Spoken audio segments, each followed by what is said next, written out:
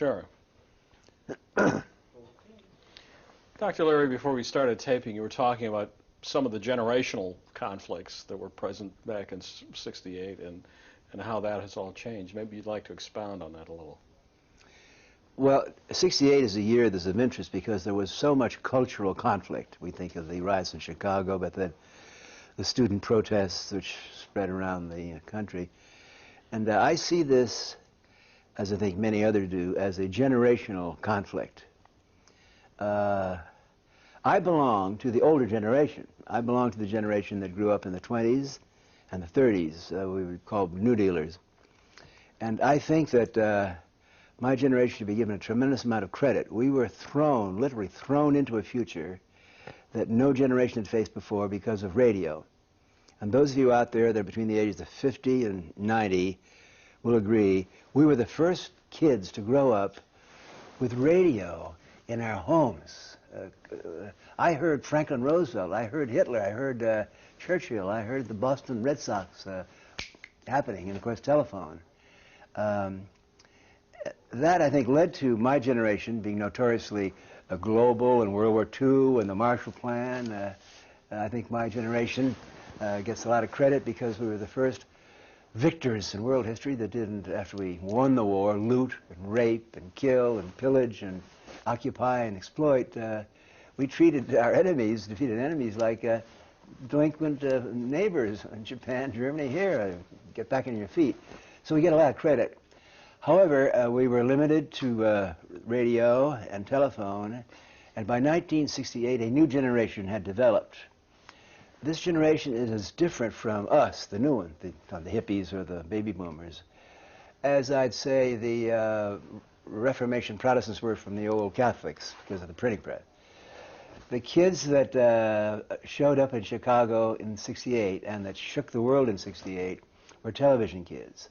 They grew up from the earliest ages learning how to dial and tune realities. That's why they use the terms turn on and tune in. That didn't come from us Harvard professors. So you had almost a difference of breeds of people that saw the world differently. The problem with those of you that belong to the baby boom generation, we'd be like 30 to 50, you're over. Your day is gone because there's a new generation coming up now that's going to produce another misunderstanding. And these are the kids that grew up in the '80s where, as tiny children, they could change what was on the screen. Now that's a power that nobody had 10 years ago, 20 years. The average kid growing up in the '80s was exposed to more information and changing on screens more information than the greatest philosophers in history. So at the present time, we have in this country 3 generations of people that have, are heroic. They were, Captain Kirk and Dr. Spock were, you know, Boy Scouts compared to what we 3 generations have been through. And I think if we understand that the realities we inhabit are determined by the media we're exposed to as kids. And by the way, what I've said is an attempt to bring these generations together. My advice to anyone over the age of 50, or over the age of 30 for that matter, is make good friends with some kids under the age of 29. The 15-year-old kid next door will teach you how to play Nintendo, or will teach you the Mac, or will teach you how to talk this new language. And I think '68 is a reminder that we don't want that to happen again. Instead of fighting among the generations, I think that we should praise each other and work together. This new generation of kids raised in the digital age, yeah. How will they be significantly better off than earlier generations, or will they? I didn't say better here. They're simply exposed to more information, and that can be very confusing. I think the typical take, which the media is giving us about this new generation, they're called the Generation X, or I call them high techies. They're pretty cynical because they don't believe in politics and religion as much as, you know, the hippies believed in peace and love, and these kids don't go for that. I say they're skeptical. they can't look forward to the economic benefits that their grandparents and parents had. They're not racist.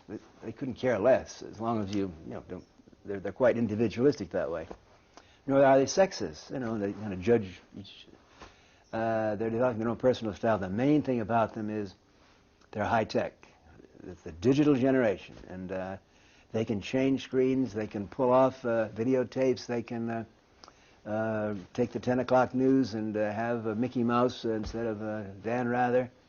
It's a high tech generation who feel at home with the new language of multimedia graphics. And what's going to happen is what McLuhan predicted: a global village. Kids in Japan will be communicating with the kids in Dallas, Texas, or with London, England. They're different, but I have a lot of hope in this new generation. So, some have said that this new generation of kids is more isolated. If you sit in your room and play with your computer, you don't interact with other people. You're interacting with machines. The grown-ups have always said that about the new. I remember Gutenberg telling me that they'd say that if you read a book, you won't have any. You won't be social. They said that about the telephone. The aim of this new technology is to put people in communication. We got the Clinton's electronic highway. It's going to put people in better sync because we'll have a global language. The language of multimedia doesn't require Japanese words or English words. So it's going to bring us together. It gives us many more options. I must break the news to NBC. The power of mass media and of big networks is going to diminish as we have local friend networks, graphic bulletin boards. We'll all belong to like 50 networks, small networks of people that we know, that we share interests or sports or intellectual problems with. If tune in, turn on, drop out was the motto for 1968, what's the motto for today? Well, one of my professions is to make bumper stickers and T-shirts. How about, you want to turn on, boot up, reformat, hook up, link up. Upload, download? Upload, download, yeah.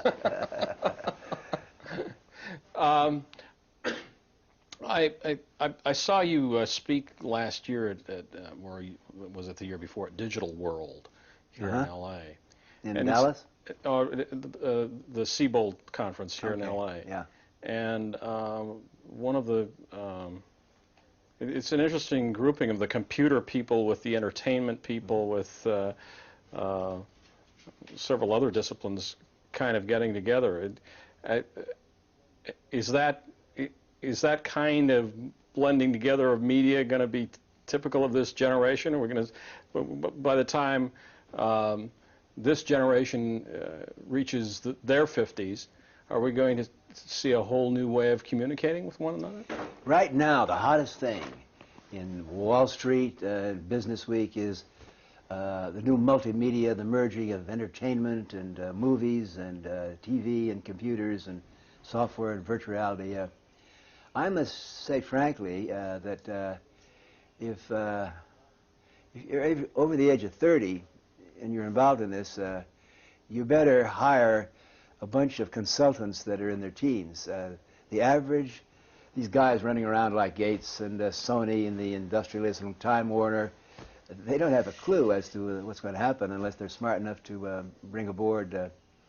The older generation tries to impose their ways on the new, like the industrial mechanical factory ages. They're trying to impose. You can't do it. You got to be. It is going to be very different, and there are going to be. The nice thing about these culture clashes is they're not going to be demonstrations in the street. There are like 400 kids now hooked up in a bulletin board, electronic computer bulletin board, which involves about 40 countries. And these kids have their own societies. The Chinese kids in Tiananmen Square that were using the faxes. Yeah, it's. Yeah, it was pretty interesting use of the technology, wasn't it? Mm-hmm. You still had kids in the street, but they were linked electronically to their own generation in other countries.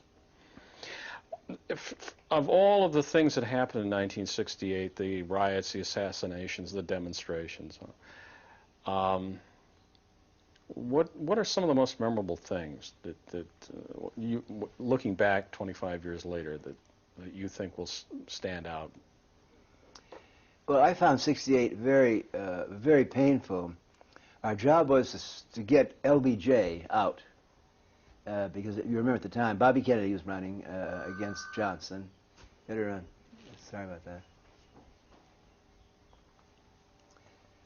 Cut it. Sorry. Wait, where are you gonna go? Oh, wait for You had asked a question about '68. Yeah, I'll ask it again. Yeah.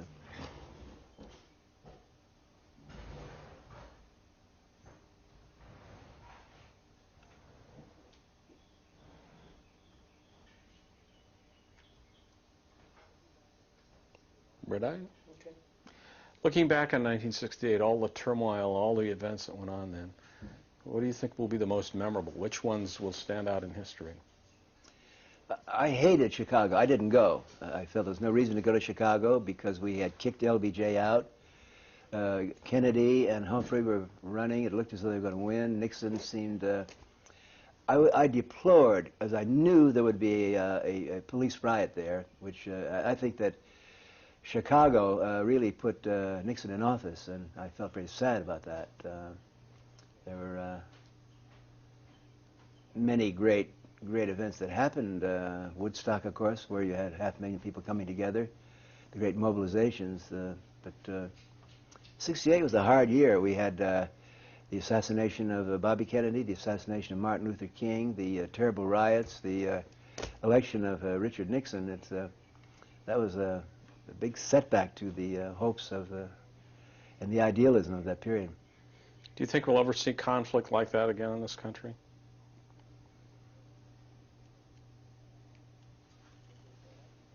I don't know. Is it okay to say that? Yeah, it's okay to say I don't know. Pay me more and I'll give you an answer, okay? I'll think of something. How would you like to be remembered in history?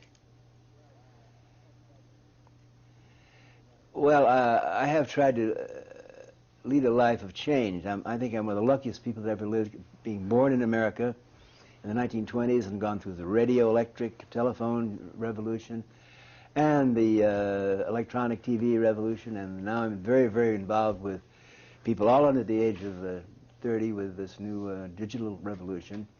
I think I've had about as good a time as anyone that's ever lived. And my secret is I hang around people that are smarter than I am and have something to teach me. And they ask me, I have a lot of regrets, personal regrets, emotional regrets, as we all do. People say, do I regret about taking LSD? Or my answer is two things I regret. I should have taken more psychedelic drugs and I should have made love more. So that's my... put that on the tombstone, if any. That's enough, huh? I think In that order? in that order. Rick, is there? Yeah. Okay, I think we pretty much touched.